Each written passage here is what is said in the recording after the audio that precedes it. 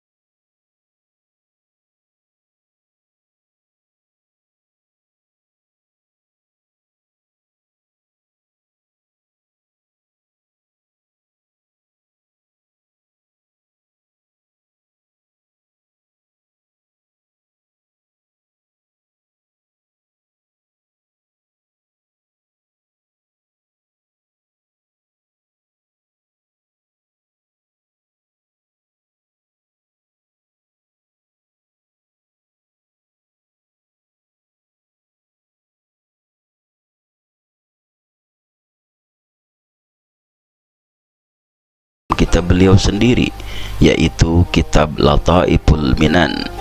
Beliau berkata, sesungguhnya aku dengan memuji Allah Ta'ala, Abdullah bin Ahmad bin Ali bin Muhammad bin Zarfa bin Musa bin Sultan Ahmad bin Sultan Sa'id bin Sultan Pasin bin Sultan Mahya bin Sultan Zaufa bin Sultan Rabban bin Sultan Muhammad bin Musa bin Sayyid Muhammad bin Al-Hanifah bin Imam Ali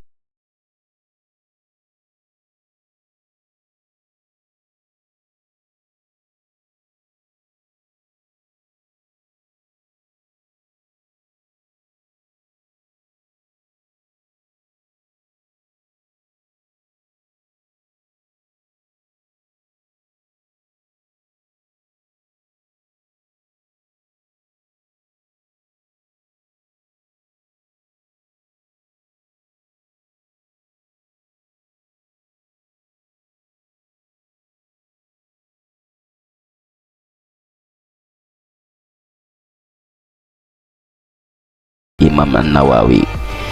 Lalu Alfiyah Ibnu Malik At-Taudi, Syarah Alfiyah Ibnu Malik karya Ibnu Hisham, Alfiyah Al-Iraqi, Kitab At-Talkhis dalam ilmu balaghah karya Al-Quzwini, Matan Asy-Syatibiyah dalam ilmu qiraah, Qawaid Ibnu Hisham, sampai beliau menghafal kitab Raudhatul Talibin karya Imam An-Nawawi sampai bab qada. Usaha beliau untuk menghafal kitab Raudhatul Talibin ini bukanlah usaha yang mudah, karena kitab ini sangat tebal dan sekarang kitab ini dicetak lebih kurang 8 jilid. Ini menunjukkan karomah beliau. Beliau berguru juga dengan Syekh Aminuddin, Imam Masjid Al-Ghamri, dan beliau membaca kepadanya kitab Kutubus Sittah. Kemudian beliau turut belajar juga dengan Syekh Ashams Ad-Dawakhili, Syekh An-Nur Al-Muhalla, Syekh An-Nur Al-Jawahiri, Syekh Mulla Ali Al-Ajmi, Syekh Ali Al-Qastalani, Syekhul Islam Zakaria Al-Ansari, Al-Ashmawi, dan Syihabuddin Ar-Ramli. Beliau kemudian jatuh cinta kepada ilmu hadis dan senantiasa menyibukkan diri dengannya dan mengambil hadis dari ahli-ahlinya. Kemudian juga beliau melalui jalan ahli tasawuf melalui Syekh Ali Al-Marsufi, Syekh Muhammad Asy-Syanawi, dan Syekh Ali Al-Khawas. Syekh Asy'arani sejak kecil sangat cinta akan ilmu dan gemar sekali menuntut ilmu, khususnya ilmu-ilmu dunia dan sofistik. Karena kemuliaannya, jika dia sedang berjalan, banyak orang menghampirinya dan berebut tangan untuk menyalami dan mencium tangannya, hanya sekedar untuk memperoleh berkah dari sang wali. Banyak dari kalangan orang-orang Yahudi dan Nasrani yang menyatakan bertaubat dan akhirnya berbaiat masuk Islam dan menjalani amalan sufi yang dibimbing langsung oleh beliau. Demikian pula banyak para penjahat dan pelaku maksiat yang akhirnya sadar dan bertaubat dari perbuatan buruknya setelah mendengar pengajian-pengajian yang disampaikan oleh beliau. Selain itu juga dia seorang Syekhul Islam, faqih, usuli, muhaddis, dan sufi. Dia dikenal sebagai ulama yang arif dalam khazanah keilmuan Islam. Ia menulis lebih dari 60 buah kitab. kebanyakan bercorak tasawuf. Di antara karyanya yang paling menarik adalah yang berupa autobiografi Al-Lataiful Minan. Dalam kitab itu diterangkan tentang perjalanan hidup seorang sufi yang penuh dengan keteladanan dan yang patut menjadi contoh suri tauladan. Dalam awal kehidupannya adalah ia hafal Quran pada usia 8 tahun. Karomahnya sudah terlihat sejak masa kanak-kanak. Dia tidak pernah takut dengan makhluk apapun, seperti ular, kalajengking, buaya, pencuri, jin, dan lain sebagainya. Pada suatu hari ketika dia tenggelam di sungai Nil, dengan sangat menakjubkan beliau diselamatkan oleh seekor buaya yang disangkanya sebongkah batu.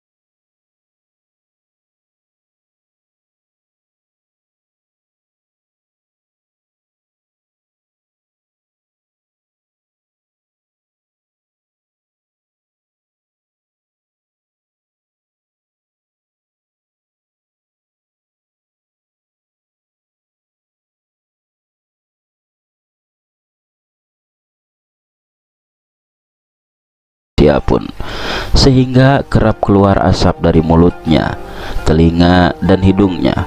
Asap yang keluar itu dikenali muridnya sebagai bentuk nafsu buruk yang dapat dikendalikan, sehingga keluar sebagai semacam kotoran dari tubuhnya. Ia tidak pernah mengejar kedudukan tinggi dan derajat duniawi. Beliau sadar akan zaman yang melahirkannya dan tak pernah mencoba hidup menurut masa lalu atau masa mendatang. Bila menghadapi kesulitan, beliau selalu berserah diri kepada Allah, tidak kepada manusia. Sepanjang hidupnya, beliau menghabiskan seluruh waktunya di lingkungan kefakiran dan kezuhudan.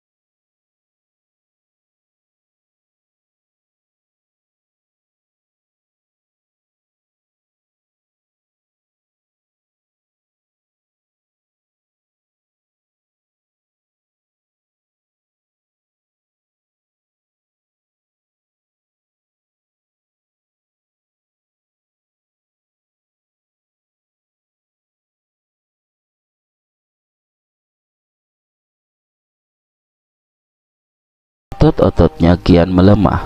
Kemudian ia mati dan dikuburkan.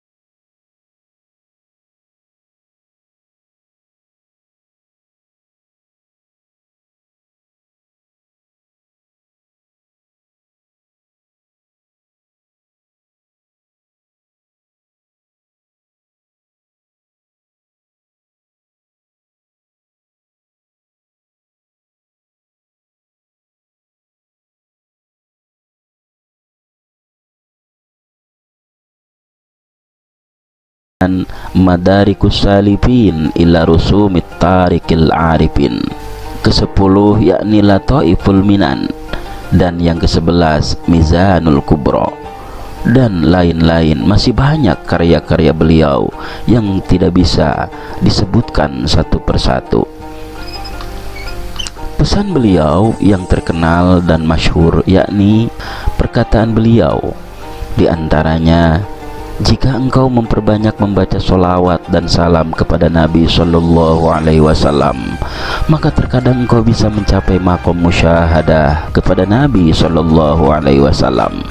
Ini adalah jalannya Syekh Nuruddin As-Sunni, Syekh Ahmad Zawawi, Syekh Muhammad bin Dawud Al-Manzilawi, dan segolongan masyayikh Yaman. Mereka terus-menerus membaca sholawat kepada Rasulullah Sallallahu Alaihi Wasallam dan memperbanyaknya sehingga menjadi bersih dari segala dosa dan bisa berkumpul dengan Nabi Sallallahu Alaihi Wasallam dan juga berdialog dengannya secara sadar di waktu kapanpun yang diinginkan. Barang siapa yang tidak berhasil tentang berkumpul ini, maka sampai sekarang dia bukanlah orang yang memperbanyak sholawat dan salam kepada Rasulullah Sallallahu Alaihi Wasallam. Memperbanyak baca sholawat dan salam itu dibutuhkan agar bisa mencapai makom ini. Dan doa yang selalu beliau baca, yang merupakan kebiasaan beliau adalah Allahumma habibni ilan nabi sallallahu alaihi wasallam. Ya Allah, tambahkanlah rasa cintaku kepada Nabi sallallahu alaihi wasallam. Beliau amalkan setiap selesai sholat fardu. Kesimpulan,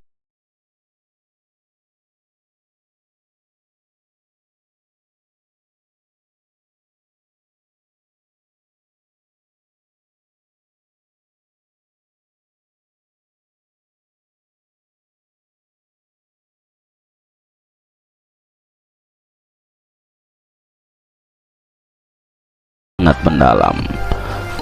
Kisah yang diceritakan merupakan khazanah perjalanan intelektual Imam Asy'arani sebelum fokus mengaji ilmu tasawuf kepada Sayyid Ali Al-Khawas.